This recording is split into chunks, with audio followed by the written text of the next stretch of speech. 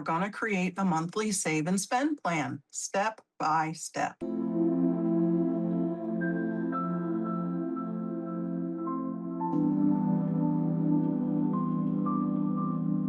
Welcome to my little corner of life. I'm glad you stopped in. If you're new here, this channel is all about organizing the money, aka cash budgeting. And no, that B word is not a swear word. Hello there, I'm Nadine. I work full-time and I'm on a mission to pay off our mortgage early so I can retire on time. Maybe even a little early, since hubby is 8 years older than me and he's already retired. Oh, and we still have 2 kids at home, 19 and 21. Yes, you heard that right. We got started late.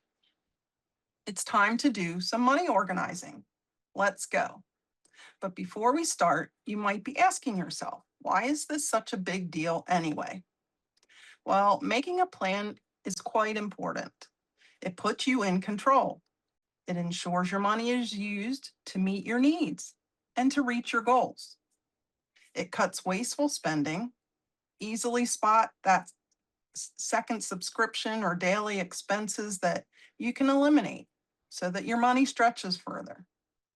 But in my opinion, the biggest reason is it reduces stress. It should lessen that financial anxiety that you may be feeling because you'll be fully prepared for bills and emergencies when they come along. So let's get started and let's create a monthly save and spend plan, step by step. So like I said, I call it a save and spend plan.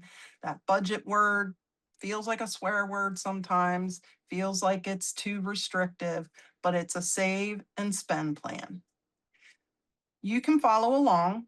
Feel free to pause the video when needed so that you can do the steps too with your own information. So let's get started. First thing we want to do is to do a data dump.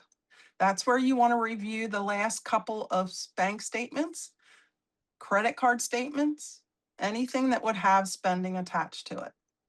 And you want to look at all the spending and categorize it. You know, groceries and utilities.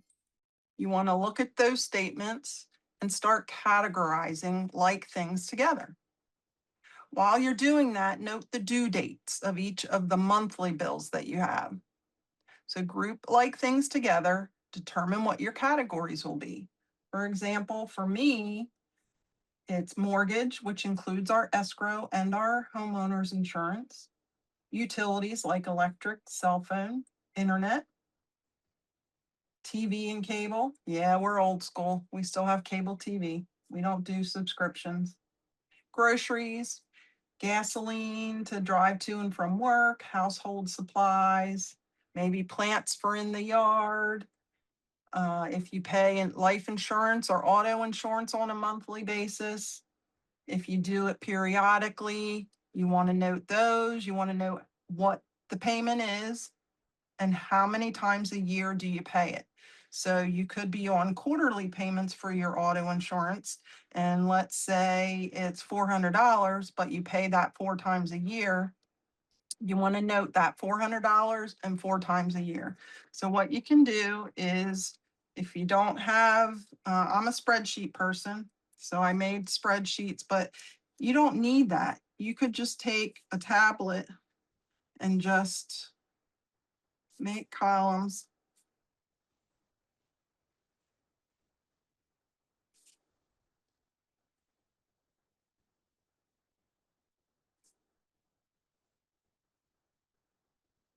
Like that. And you could list your bills, mortgage, electric. We do have a Discover card, but we pay it off each month, so that's a monthly bill. Then I looked at things that we pay periodically, like our auto insurance. We actually have, we do have one subscription at Spotify. We have a family plan, and as far as I know, only one person might be actually using it. So we're going to look at that. So doing this analysis, one of the things that it showed me was we have this and it keeps going up every so often. But are we actually using it? And if we're not actually using it, then maybe we should just get rid of it. So then, how often do you pay this bill? Clothing and personal care, that varies. So these would be paid 12 times a year. This would be paid 4 times a year, twice a year, once a year, 12 and 12. So then I also need to record the amount of each of these things. We have 3 vehicles and they're each 250. We do have a care credit card.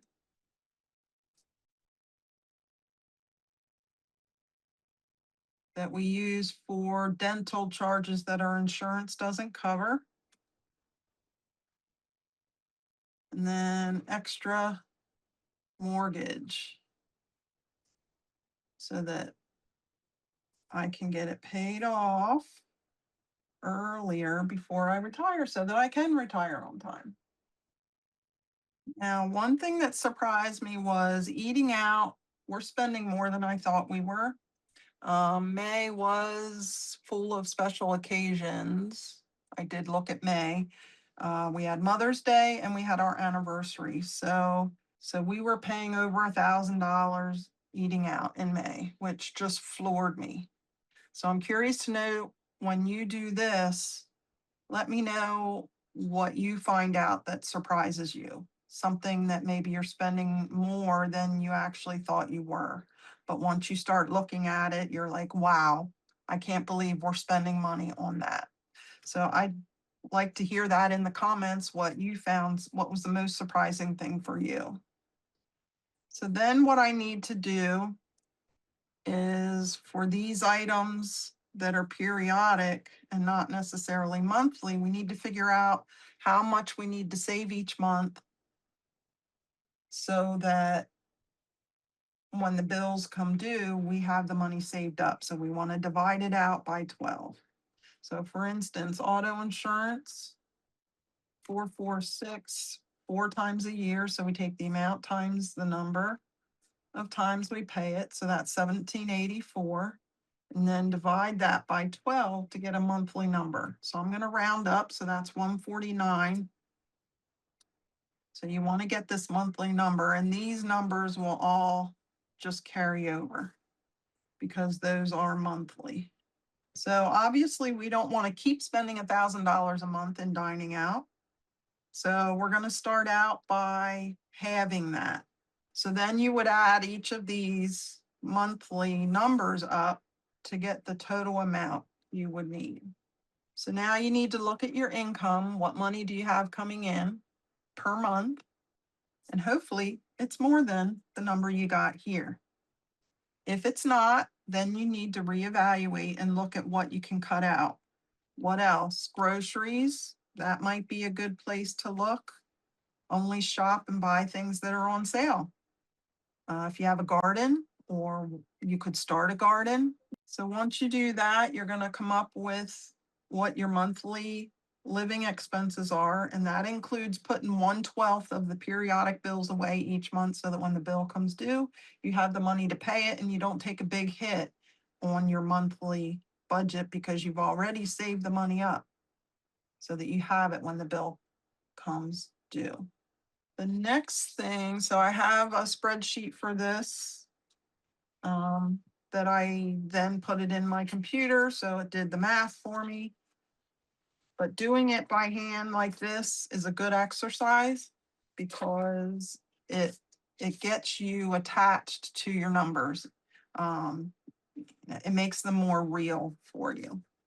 The next thing that you ought to do is to do a monthly overview. Get a calendar. You can get that at the dollar store, and write out when your bills are due. So all the red items are bills and when they're going to come out in the month of July. Some are paid by credit card. Some come out of the checking account. So I put all our bills in there. I also noted any holidays. And then, so money going out is all the red items. And then I added in money coming in, which are the green items. So I have a full-time job, and that's every other week I get paid. And then I also have a part-time job that gets paid monthly at the end of the month. And then, of course, hubby is on Social Security, and that's once a month. So that helps you see when you have money coming in and what bills are coming up. So if you have the money set aside for non-periodic or for non-regular bills that only come up every now and then, for instance, fuel oil, this isn't every month. So if I've put aside $67 a month, when that bill comes due, I'll have it to pay it, and I won't take a hit on that month's budget because I already had the money set aside for that. So go ahead and map out your bills. I do have 2 credit cards for my small business. I freelance as well, so I have side hustles that will also, and those are paid whenever.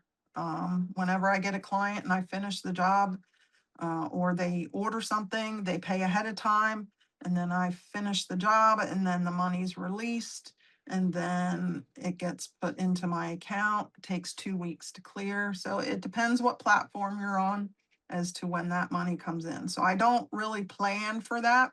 I look at that as bonus money because it can come in.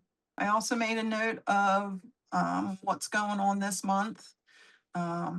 July 3rd is the girl's boyfriend's birthday.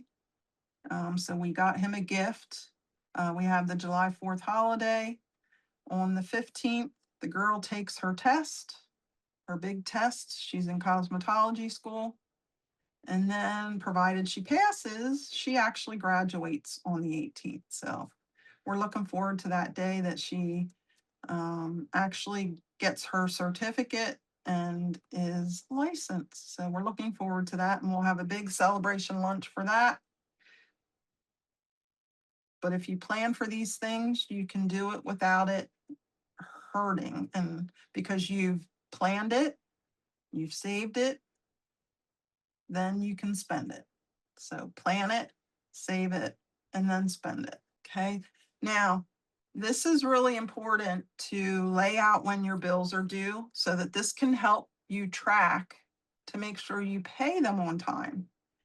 Because paying your bills on time is a huge part of your credit score. So while you're getting your bills under control, getting your money organized, you want to make sure that you're paying bills on time so that you're not shooting yourself in the foot after doing all this work. You don't want it to damage your credit score because you lost track of when something was due and then you ended up paying it late.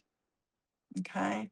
So that's why I always recommend doing a monthly overview. So add your bills or charges, add all your paydays, add any planned spending, for instance, a birthday present, going out for dinner on the 18th. So I've made note of those things. Okay. Now, the next thing I want to do is use a bill tracker.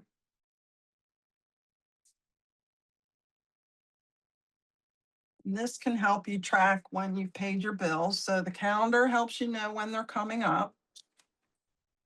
Okay. And then this will help you track so you can put the due date,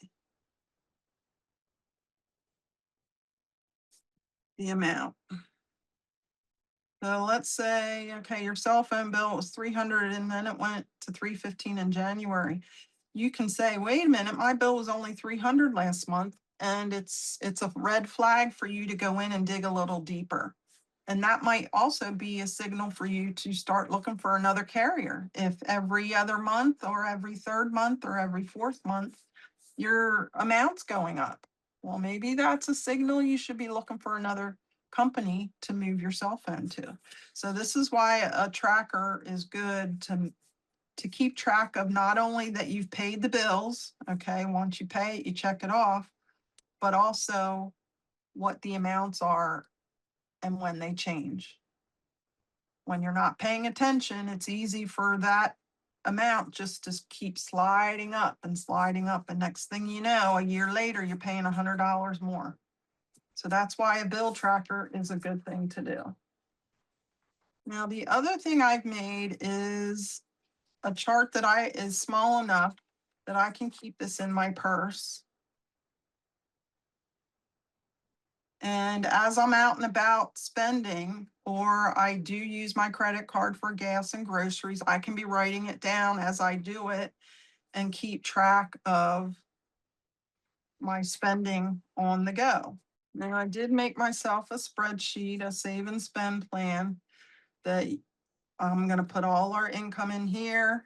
The draft, I will write it out before I plug in the numbers to see if they work. But you put your inflow in, you total it up, you estimate it at the beginning of the month. Your regular monthly spending, any debt payments, here's where I would put our care credit and the extra principal payment on our mortgage.